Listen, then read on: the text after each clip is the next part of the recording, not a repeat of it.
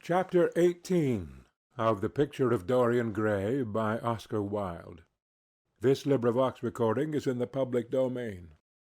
Read by Bob Neufeld. The next day he did not leave the house, and indeed spent most of the time in his own room, sick with a wild terror of dying, and yet indifferent to life itself. The consciousness of being hunted, snared, tracked down, had begun to dominate him. If the tapestry did but tremble in the wind, he shook. The dead leaves that were blown against the leaded panes seemed to him like his own wasted resolutions and wild regrets. When he closed his eyes, he saw again the sailor's face peering through the mist-stained glass, and horror seemed once more to lay its hand upon his heart. But perhaps it had been only his fancy that had called vengeance out of the night and set the hideous shapes of punishment before him. Actual life was chaos, but there was something terribly logical in the imagination. It was the imagination that set remorse to dog the feet of sin. It was the imagination that made each crime bear its misshapen brood. In the common world of fact, the wicked were not punished, nor the good rewarded. Success was given to the strong, failure thrust upon the weak. That was all. Besides, had any stranger been prowling round the house, he would have been seen by the servants or the keepers. Had any footmarks been found on the flower-beds, the gardeners would have reported it. Yes, it had been merely fancy. Sibyl Vane's brother had not come back to kill him. He had sailed away in his ship to founder in some winter sea. From him, at any rate, he was safe. Why, the man did not know who he was, could not know who he was. The mask of youth had saved him. And yet, if it had been merely an illusion, how terrible it was to think that conscience could raise such fearful phantoms and give them visible form, and make them move before one. What sort of life would his be if, day and night, shadows of his crime were to peer at him from silent corners, to mock him from secret places, to whisper in his ear as he sat at the feast, to wake him with icy fingers as he lay asleep? As the thought crept through his brain, he grew pale with terror, and the air seemed to him to have become suddenly colder. Oh, in what a wild hour of madness he had killed his friend! How ghastly the mere memory of the scene! He saw it all again. Each hideous detail came back to him with added horror. Out of the black cave of time, terrible and swathed in scarlet, rose the image of his sin. When Lord Henry came in at 6 o'clock, he found him crying as one whose heart will break. It was not till the third day that he ventured to go out again. There was something in the clear, pine-scented air of that winter morning that seemed to bring him back his joyousness and his ardor for life. But it was not merely the physical conditions of environment that had caused the change. His own nature had revolted against the excess of anguish that had sought to maim and mar the perfection of its calm. With subtle and finely wrought temperaments it is always so. Their strong passions must either bruise or bend. They either slay the man or themselves die. Shallow sorrows and shallow loves live on. The loves and sorrows that are great are destroyed by their own plenitude. Besides, he had convinced himself that he had been the victim of a terror-stricken imagination, and looked back now on his fears with something of pity and not a little of contempt. After breakfast he walked with the Duchess for an hour in the garden, and then drove across the park to join the shooting party. The crisp frost lay like salt upon the grass. The sky was an inverted cup of blue metal. A thin film of ice bordered the flat, reed-grown lake. At the corner of the pine wood he caught sight of Sir Geoffrey Clouston, the duchess's brother, jerking 2 spent cartridges out of his gun. He jumped from the cart, and having told the groom to take the mare home, made his way towards his guest through the withered bracken and rough undergrowth. "Have you had good sport, Geoffrey?" he asked. "Not very good, Dorian. I think most of the birds have gone to the open. I dare say it will be better after lunch, when we get to new ground." Dorian strolled along by his side. The keen aromatic air, with brown and red lights that glimmered in the wood, the hoarse cries of the beaters ringing out from time to time, and the sharp snaps of the guns that followed, fascinated him and filled him with a sense of delightful freedom. He was dominated by the carelessness of happiness, by the high indifference of joy.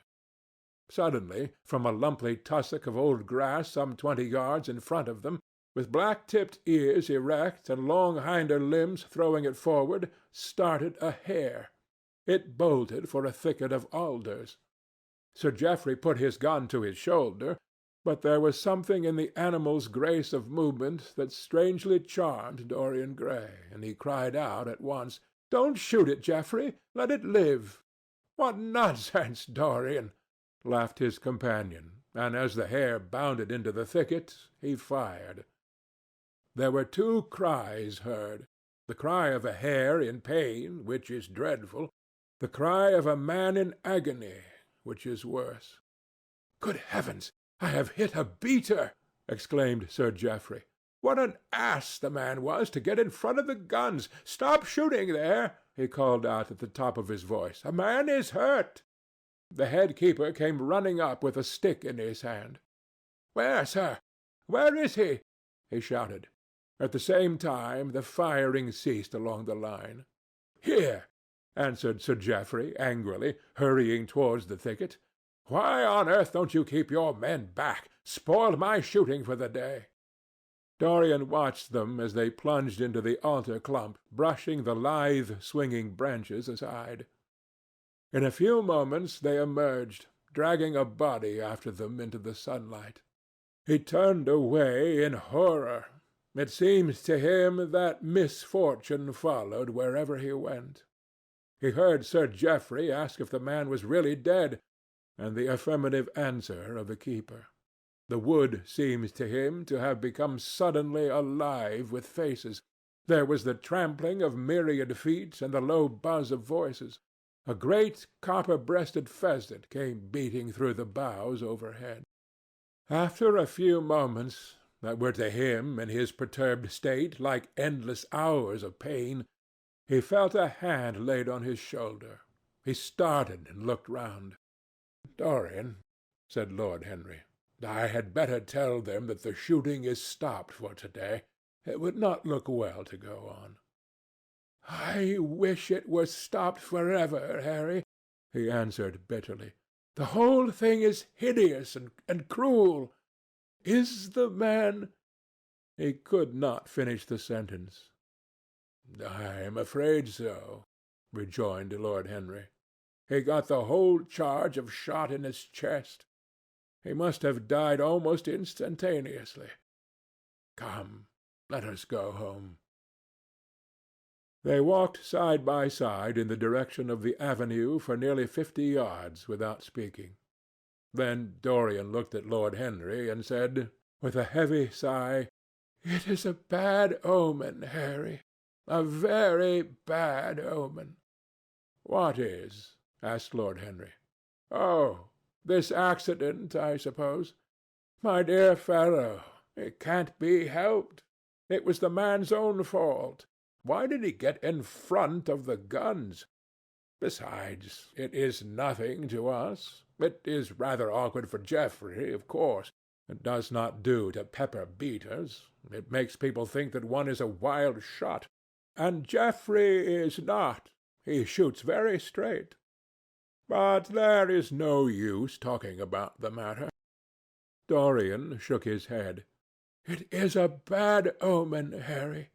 I feel as if something horrible were going to happen to some of us. To myself, perhaps," he added, passing his hand over his eyes with a gesture of pain. The elder man laughed. "The only horrible thing in the world is ennui, Dorian. That is the one sin for which there is no forgiveness. But we are not likely to suffer from it, unless these fellows keep chattering about this thing at dinner. I must tell them that the subject is to be tabooed. As for omens, there is no such thing as an omen. Destiny does not send us heralds. She is too wise or too cruel for that. Besides, what on earth could happen to you, Dorian? You have everything in the world that a man can want. There is no one who would not be delighted to change places with you. There is no one with whom I would not change places, Harry. Don't laugh like that. I am telling you the truth. The wretched peasant who has just died is better off than I am. I have no terror of death. It is the coming of death that terrifies me. Its monstrous wings seem to wheel in the leaden air around me. Good heavens! Don't you see a man moving behind the trees, there, watching me, waiting for me?" Lord Henry looked in the direction in which the trembling gloved hand was pointing. "Yes," he said, smiling. "I see the gardener waiting for you. I suppose he wants to ask you what flowers you wish to have on the table to-night. How absurdly nervous you are, my dear fellow. You must come and see my doctor when we get back to town." Dorian heaved a sigh of relief as he saw the gardener approaching. The man touched his hat, glanced for a moment at Lord Henry in a hesitating manner, and then produced a letter, which he handed to his master. "Her Grace told me to wait for an answer," he murmured. Dorian put the letter into his pocket. "Tell her Grace that I am coming in," he said coldly. The man turned round and went rapidly in the direction of the house. "How fond women are of doing dangerous things," laughed Lord Henry. "It is one of the qualities in them that I admire most. A woman will flirt with anybody in the world as long as other people are looking on. How fond you are of saying dangerous things, Harry! In the present instance you are quite astray. I like the Duchess very much, but I don't love her. And the Duchess loves you very much, but she likes you less, so you are excellently matched." "You are talking scandal, Harry, and there is never any basis for scandal." "The basis of every scandal is an immoral certainty," said Lord Henry, lighting a cigarette. "You would sacrifice anybody, Harry, for the sake of an epigram." "The world goes to the altar of its own accord," was the answer. "I wish I could love," said Dorian Gray, with a deep note of pathos in his voice. "But I seem to have lost the passion and forgotten the desire. I am too much concentrated on myself. My own personality has become a burden to me. I want to escape, to go away, to forget. It was silly of me to come down here at all. I think I shall send a wire to Harvey to have the yacht got ready. On a yacht one is safe." "Safe from what, Dorian? You are in some trouble. Why not tell me what it is? You know I would help you." "I can't tell you, Harry," he answered sadly. "And I dare say it is only a fancy of mine. The unfortunate accident has upset me. I have a horrible presentiment that something of the kind may happen to me." "What nonsense!" "I hope it is, but I can't help feeling it. Ah, here is the Duchess, looking like Artemis in a tailor-made gown. You see, we have come back, Duchess." "I have heard all about it, Mr. Gray," she answered. "Poor Geoffrey is terribly upset, and it seems that you asked him not to shoot the hare. How curious!" "Yes, it was very curious. I don't know what made me say it. Some whim, I suppose. It looked the loveliest of little live things. But I am sorry they told you about the man. It is a hideous subject." "It is an annoying subject," broke in Lord Henry. "It has no psychological value at all. Now, if Geoffrey had done the thing on purpose, how interesting he would be! I should like to know some one who had committed a real murder." "How horrid of you, Harry! How horrid of you, Harry!" cried the Duchess. "Isn't it, Mr. Gray? Harry, Mr. Gray is ill again. He is going to faint." Dorian drew himself up with an effort and smiled. "It is nothing, Duchess," he murmured. "My nerves are dreadfully out of order. That is all. I am afraid I walked too far this morning. I didn't hear what Harry said. Was it very bad? You must tell me some other time. I think I must go and lie down. You will excuse me, won't you?" They had reached the great flight of steps that led from the conservatory onto the terrace. As the glass door closed behind Dorian, Lord Henry turned and looked at the Duchess with his slumberous eyes. "Are you very much in love with him?" he asked. She did not answer for some time, but stood gazing at the landscape. "I wish I knew," she said at last. He shook his head. "Knowledge would be fatal. It is the uncertainty that charms one. A mist makes things wonderful. One may lose one's way. All ways end at the same point, my dear Gladys. What is that? Disillusion. It was my debut in life," she sighed. "It came to you crowned. I am tired of strawberry leaves. They become you. Only in public you would miss them," said Lord Henry. "I will not part with a petal. Monmouth has ears. Old age is dull of hearing. Has he never been jealous? I wish he had been." He glanced about as if in search of something. "What are you looking for?" she inquired. "The button from your foil," he answered. "You have dropped it." She laughed. "I still have the mask." "It makes your eyes lovelier," was his reply. She laughed again. Her teeth showed like white seeds in a scarlet fruit. Upstairs in his own room, Dorian Gray was lying on a sofa with terror in every tingling fibre of his body. Life had suddenly become too hideous a burden for him to bear. The dreadful death of the unlucky beater, shot in the thicket like a wild animal, had seemed to him to prefigure death for himself also.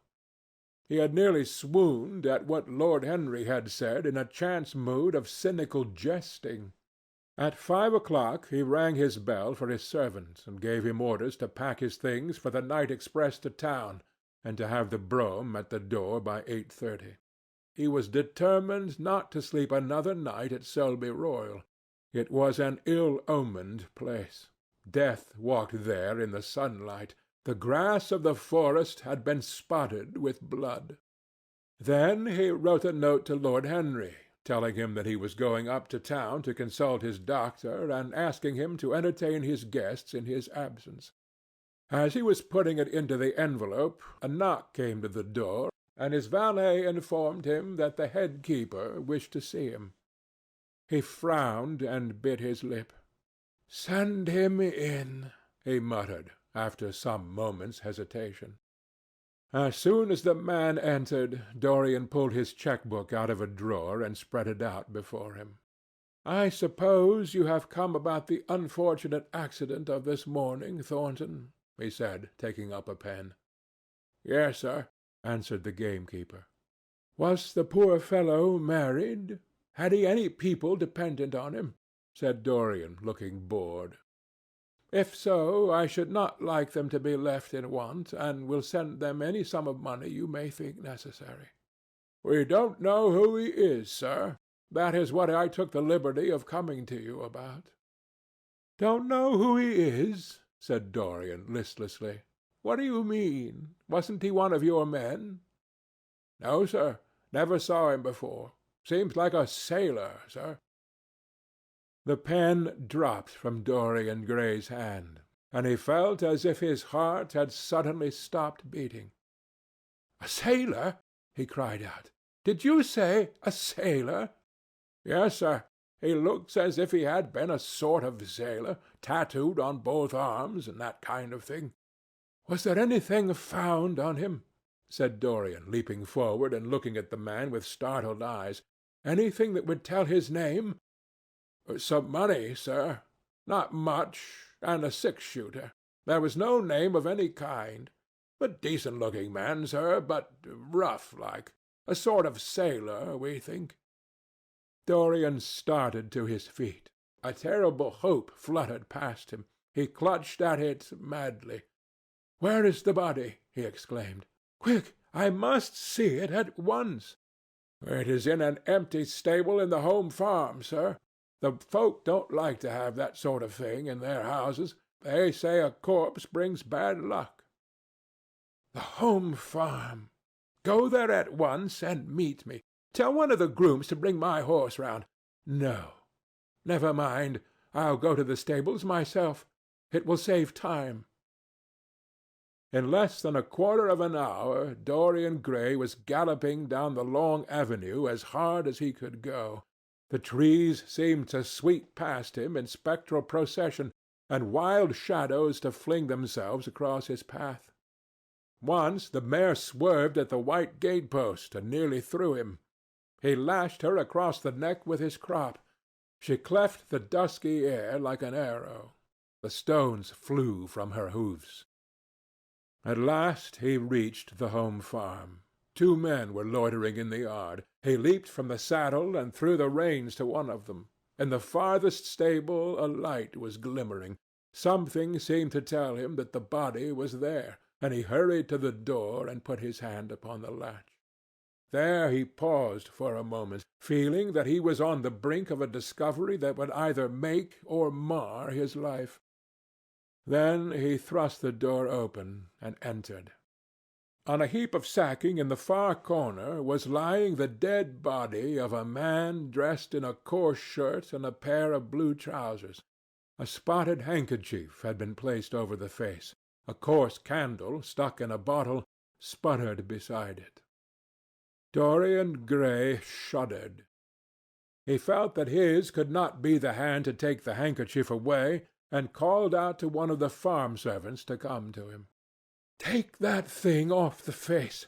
I wish to see it," he said, clutching at the door-post for support. When the farm servant had done so, he stepped forward. A cry of joy broke from his lips.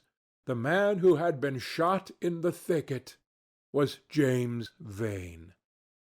He stood there for some minutes looking at the dead body. As he rode home, his eyes were full of tears, for he knew he was safe. End of chapter 18.